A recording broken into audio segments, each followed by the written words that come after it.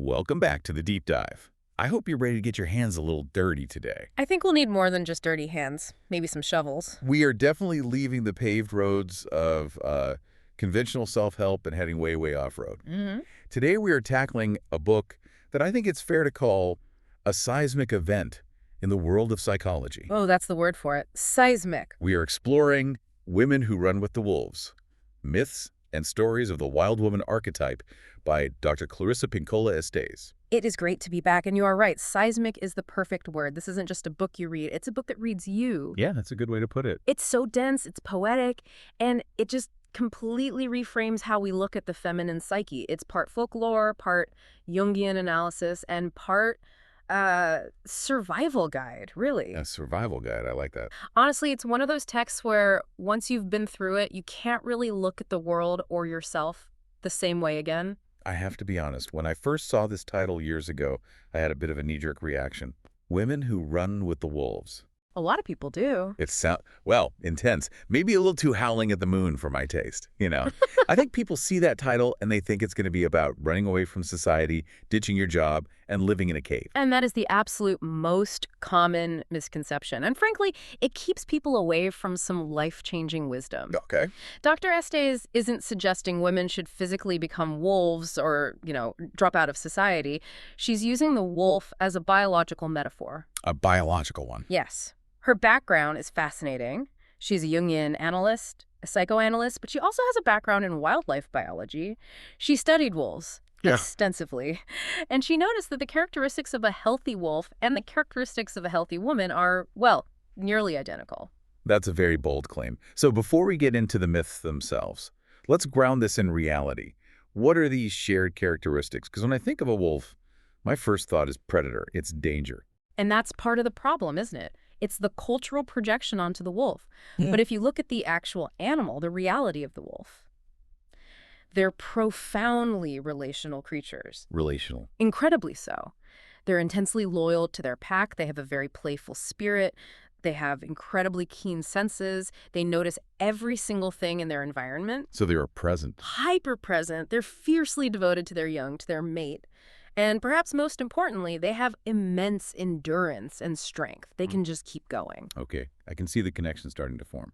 So Estés argues that the wild woman archetype isn't about being chaotic or out of control. It's about being natural.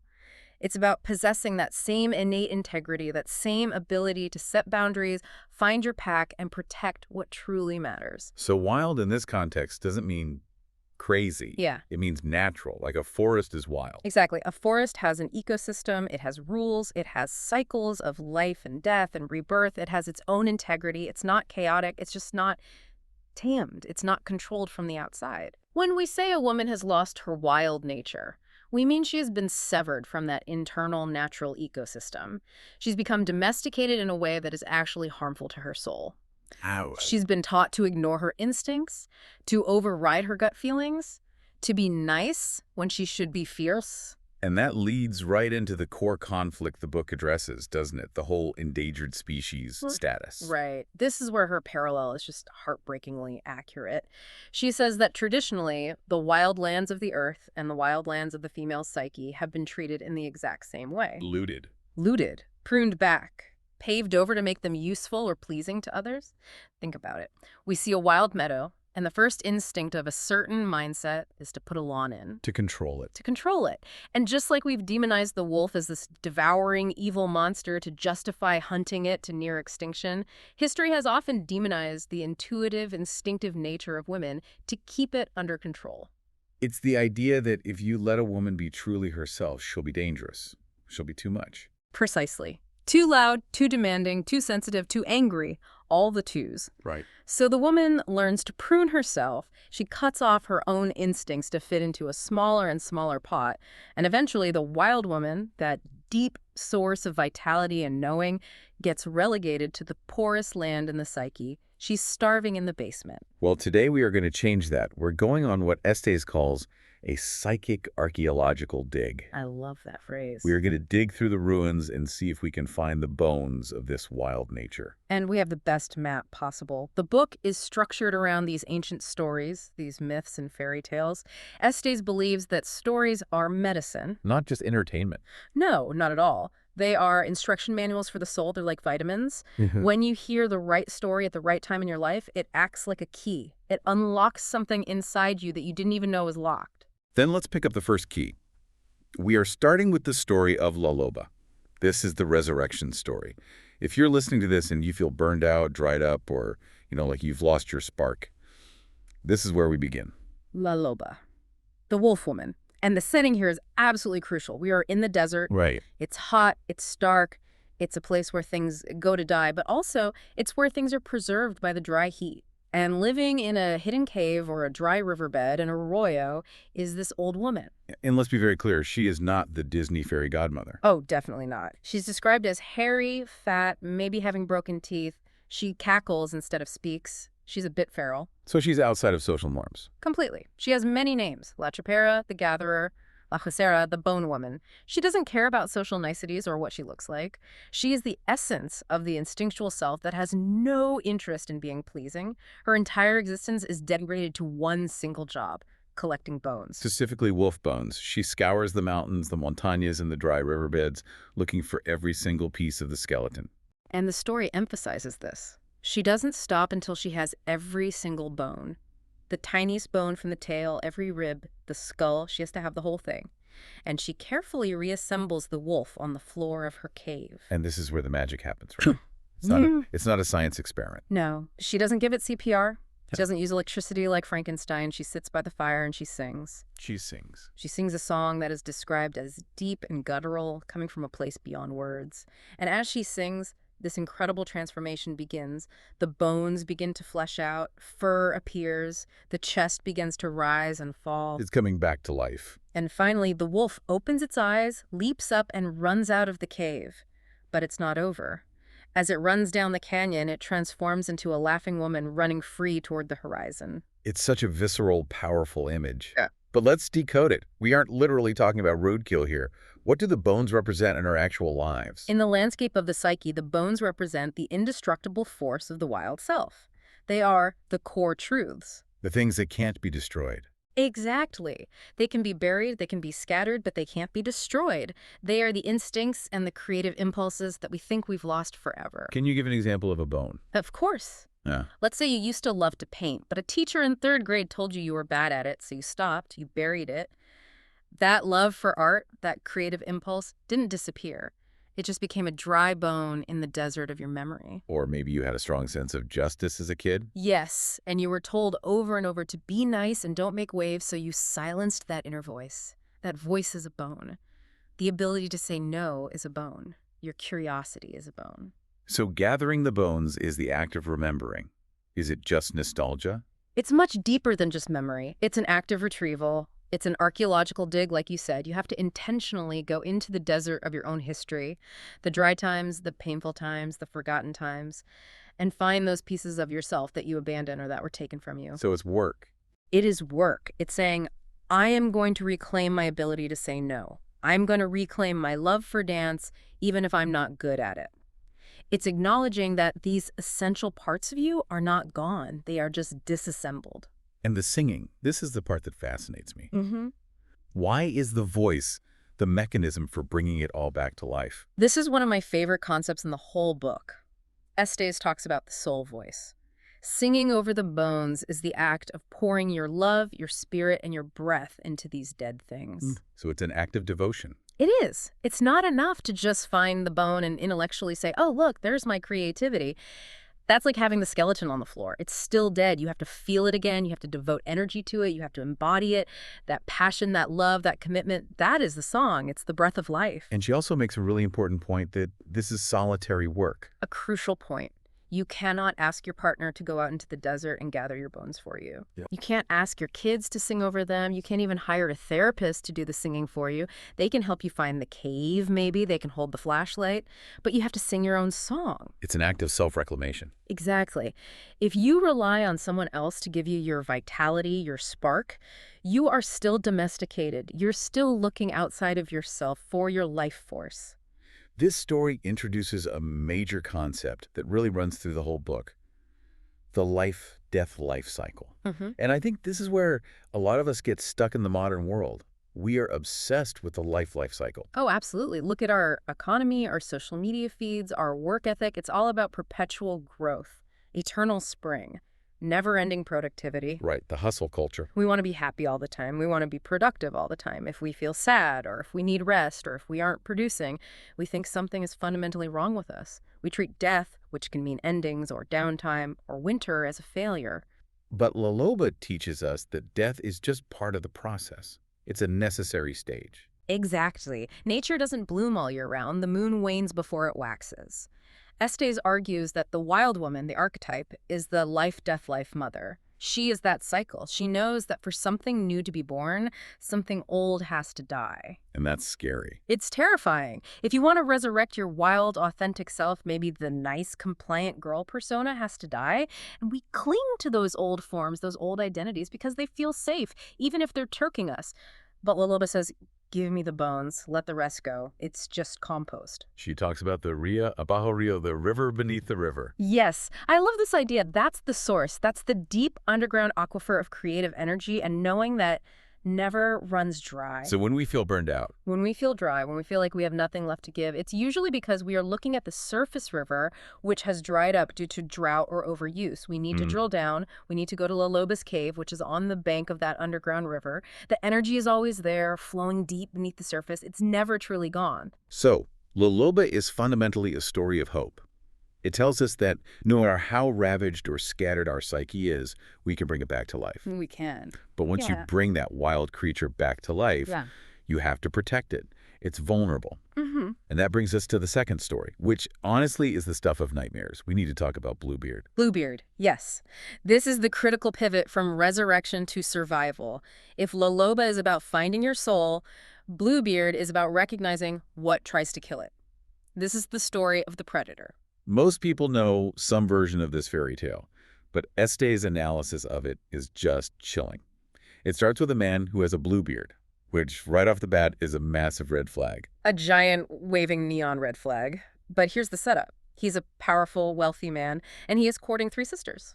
The 2 older sisters look at him and they say, his beard's blue, that's weird, I don't like it. He feels dangerous. Their instincts are working. Their instincts are online. But the youngest sister, she is the focus of this story. She represents the uninitiated, naive psyche. She's the one who gets charmed. He takes them all for a picnic in the forest, a sort of false paradise. He's charming, he's witty, he's wealthy, and she says the line that completely seals her fate. Perhaps he is not so bad. His beard isn't that blue. That sentence, it isn't that blue. We have all said some version of that sentence in our lives. Oh, for sure. It is the rationalization of the red flag. It's the moment we consciously override our intuition because we want the fantasy. We want the relationship to work, or we want the job to be perfect, or we want the leader to be trustworthy, so we ignore that gut feeling that says run. We engage in what Estés calls making the grotesque pretty. So she marries him. She moves into his opulent castle. And then comes the test. He announces he has to go out on a trip, and he gives her this giant ring of keys. He says, you can go anywhere, open any door, enjoy all my riches, with this one tiny key. The one with the scroll work. Do not use it. It's the classic forbidden fruit. He leaves. Her sisters come to visit, and they are exploring the castle, opening all the doors, enjoying the silks and jewels, having a great time. But eventually, their curiosity leads them to the one forbidden door in the cellar, and they urge her to open it. And she does. She puts the key in the lock. She turns it. The door swings open, and it's not a broom closet. It is a slaughterhouse. This horror. The floor is ankle deep in sticky, coagulated blood. And hanging on hooks on the walls are the corpses of all his previous wives. It's a scene of absolute horror. She sees the unvarnished truth of who she has married. She has married a murderer. She has married a force that destroys life. And in her shock, She drops the key. She does. It falls right into the pool of blood. She snatches it up, slams the door, locks it, and runs. But when she looks at the key in her hand, it's stained, it's bleeding. This is the bleeding key. This is the bleeding key. And she tries everything to clean it. She scrubs it with horsehair, she rubs it with ashes, she even holds it in the fire. But the blood just keeps oozing from the iron. This is such a profound metaphor. What does it mean? The key represents the permission to know. It represents asking the forbidden questions. What stands behind this? What is not as it appears? Once you ask that question and you see the truth, you cannot unsee it. Right. You cannot unknow that your partner is abusive or that your job is crushing your soul or that your family system is toxic. The key bleeds. The truth is persistent. It will not be hidden again. And it signifies a loss of life, energy, the blood that happens when the soul is being killed. Bluebeard comes back earlier than expected, of course. He sees the key is missing from the ring, or he sees the stain. He knows she has looked. And the charming mask drops completely. Vanishes. He drags her by the hair to the cellar to kill her. He says, "It is your turn now." Now, before we get to the escape, let's pause here. Who is Bluebeard? In the context of our deep dive, we aren't just talking about, bad husbands. No, absolutely not. While this story is certainly a powerful warning about external predators, and we should heed that, Estés' primary focus is on Bluebeard as the internal predator. The inner critic. 1,000 times worse than the inner critic. He is a force within our own psyche. She calls him the contra naturam aspect, the thing that is against nature. He is that nasty, cold, deadening voice in your head that says, "You're not good enough. Who do you think you are to create something? You're ugly. Your art is trash. Destroy it." He is the force that systematically cuts down your creativity, your joy, your life force, just as it's starting to grow. So when we marry Bluebeard, we are essentially partnering with our own self-destruction. Exactly. We're letting the naive part of ourselves, the youngest sister, run the show. The youngest sister just wants things to be nice. She doesn't want to see the dark side of things. But Estés says that naivete is not a virtue in a grown woman. It's a danger, a profound danger. We have to wake up. We have to see the beard for what it is. It's blue. Okay, so how does she escape? She's in the cellar. He has the sword raised. She stops being the good, naive girl. She stops pleading and starts being cunning. She begs for a few moments to make her peace with God, to pray. And instead of praying, she runs to the highest tower and calls out to her sisters on the ramparts. She asks, Sister Anne, do you see our brothers coming?" The brothers. This is a fascinating twist. Why brothers? This is pure Jungian psychology. The brothers represent the animus. This is the internal masculine energy within a woman's psyche. Okay, so not literal men. Not literal men. We're talking about a type of energy. The masculine energy, in this archetypal sense, represents psychic muscle. It is the ability to take decisive action, to be aggressive when needed, to set a hard boundary and enforce it, to fight back. It's the doing energy. So the naive sister, which is like our ego, needs her other sisters, who represent shadow curiosity, to see the truth. Yes, the sisters urge her to open the door. They represent the part of us that knows something is wrong and can't let it go. And then they all need the brothers, the animus, the action-oriented part, to actually fight the predator. It takes the whole family of the psyche. You can't just know something is wrong, which is the bleeding key, and the sisters' knowledge. You have to have the power and the will to stop it. That's the brothers. And they arrive just in time. Just as he's about to strike. They ride in, storm the castle, and they kill Bluebeard. They cut him down. And this is a detail I absolutely love. They don't bury him. They leave his body for the buzzards. Nature's recyclers. Exactly. This isn't about repression. We don't just push the negative voice down into the basement and lock the door again. We dismember it. We take its energy back. Buzzards and vultures eat the dead and turn it into fuel for new life. So you transform the predator's energy. Yes. When you finally defeat that internal critic, when you stop believing the Bluebeard voice that says you're worthless, you get all that energy that it was consuming back. You can use it to paint, to write, to start a business, to live. You render the predator down into something useful. So Bluebeard teaches us that we have to be willing to open the forbidden door. We have to look at the carnage in our own lives. We have to face the fact that something is killing us, and then we have to call in the brothers to stop it. Correct. You cannot be wild and free if you are dead in a cellar.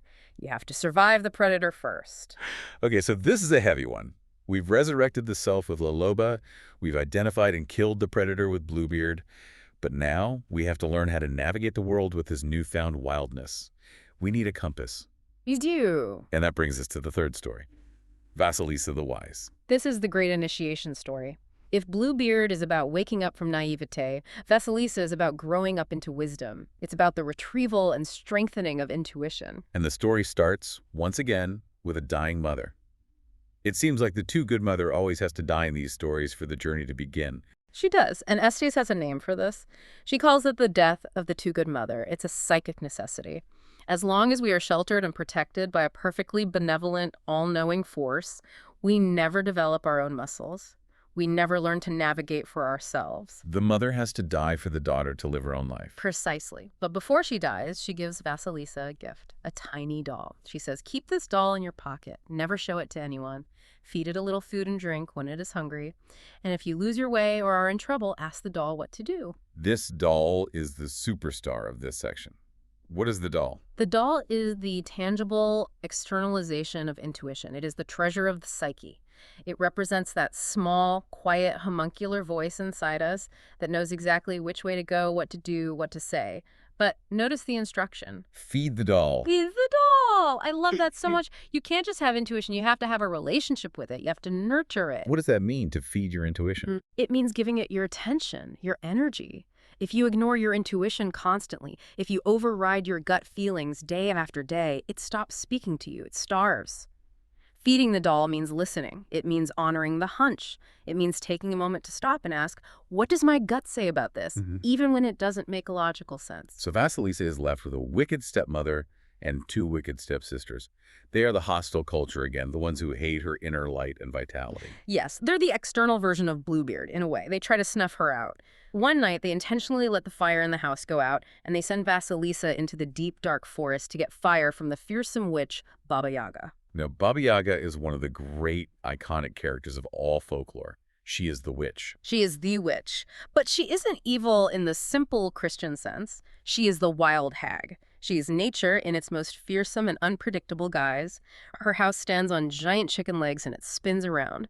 Her fence is made of human bones topped with skulls that have fiery eyes. She is terrifying. So Vasalisa goes into the forest, terrified, but she remembers to feed her doll a crumb of bread. She asks for help, and the doll guides her to the hut. And when she gets there, Baba Yaga says, I'll give you fire, but you have to work for it. Complete my tasks, and if you fail, I'm going to eat you. The stakes are always life and death. Always in the deep psyche. The tasks she gives her are seemingly impossible for one young girl.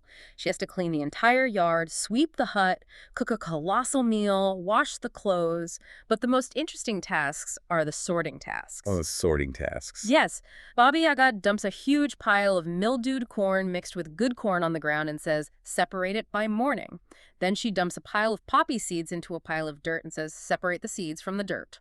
Why? What is the psychic point of separating poppy seeds from dirt? This is psychic housekeeping.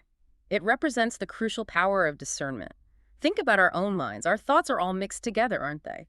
We have true, helpful ideas mixed with paranoid fears.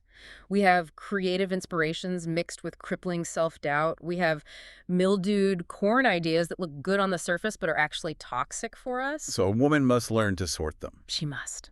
Which thought is nutritious? Which thought is poison? Which relationship is a poppy seed and which is just dirt? This is the work of wisdom. And Vasalisa can't do it. It's too much for her conscious mind, for her ego. She despairs and falls asleep. But the doll stays awake. Her intuition does the sorting for her.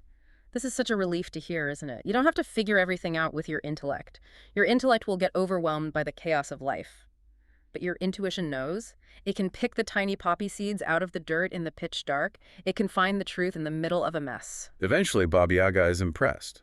But she asks her, how did you do all this? And Vasalisa makes a small mistake. She says, by my mother's blessing. And Baba Yaga screams, I want no blessings in my house, and she shoves her out the door. Because the wild mother, Baba Yaga, doesn't deal in nice inherited blessings. She deals in earned competence. But she keeps her promise. She gives her the fire. But not a torch. No.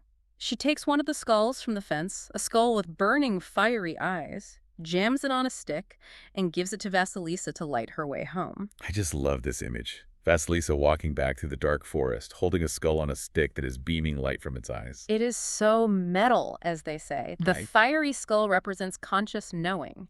It is the light that does not waver. It strips away all the shadows, all the illusions. It is the ability to face reality exactly as it is without flinching. It is the absolute end of naivete. So it's different from the doll. Very. The doll is intuition, a felt sense. The skull is clear, conscious sight. You need both. She gets home. The stepmother and stepsisters are sitting in the dark, cold. They see the light coming and think, oh good, she brought fire. But when Vasalisa walks in, the skull fixes its burning gaze on them. It just watches them. And by morning, it has burned them to cinders. The fire of unblinking truth burns away the false. The step-family represents those parts of us that are judgmental, cruel, overly compliant, or self-sabotaging. They simply cannot survive the steady gaze of the integrated wild woman. Vasalisa has integrated her intuition, the doll, and her fierce consciousness, the skull. She is no longer a victim. She is a woman who knows. It's a complete journey. It really is. We went from digging up bones to dismembering the predator to carrying the fire of consciousness. And they are all connected, you see. You can't carry the fire if you are locked in Bluebeard's cellar. You can't find the cellar door if you haven't been resurrected by La Loba and regained some life force. It's a holistic system of recovery for the soul. So let's bring this down to the ground for everyone listening. We've been talking about these amazing, deep myths. But how does a listener know if they need this medicine? What are the actual symptoms of a severed, wild nature? Dr. Estés gives a kind of diagnostic list in the book that is, well, frighteningly relatable for many. She says to ask yourself, do you feel dry, fatigued, or frail? Do you feel chronically depressed or confused? Do you feel gagged or muzzled, like you can't speak your truth?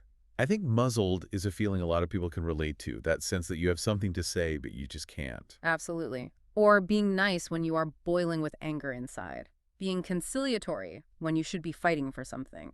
Feeling afraid to venture out on your own, to start something new. Feeling like an imposter in your own life.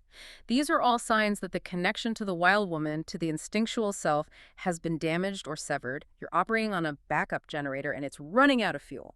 And conversely, what does a healthy wild nature look like in a modern person? It looks like a healthy wolf. She says the woman is robust, energetic, and here's a big one, territorially aware. Okay, expand on that. What does that mean, territorially aware? A wolf knows its territory. It knows where the boundary line is. If an intruder crosses that line, the wolf reacts immediately and appropriately. A woman with a healthy wild nature knows her territory, her body, her time, her creative life, her emotions. She doesn't let people walk all over her. So it's about boundaries. It's about living, breathing boundaries.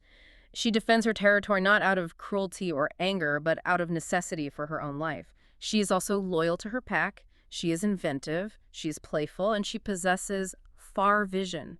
She can sense what's coming down the road. She trusts her intuition. Estes talks so much about story as medicine. We've covered 3 huge stories today. What is the listener supposed to do with them? Just think about them. You apply them like a poultice to your own life. When you find yourself in a situation where you feel small or scared or stuck, you ask, which story am I in right now? Ah, I see. Am I in Bluebeard's castle, making excuses for a predator, either internal or external? Am I lost in the dark forest, needing to stop and feed my doll and ask for advice? The stories give you a map for the underworld of the psyche. Without the map, you're just wandering in the dark, lost. With the map, you know what the next step is. Oh, I'm in the cellar. Okay, the story says I need to call the brothers. I need to take action. It's practical psychology wrapped in the power of folklore. It is. She calls it ethno-clinical psychology.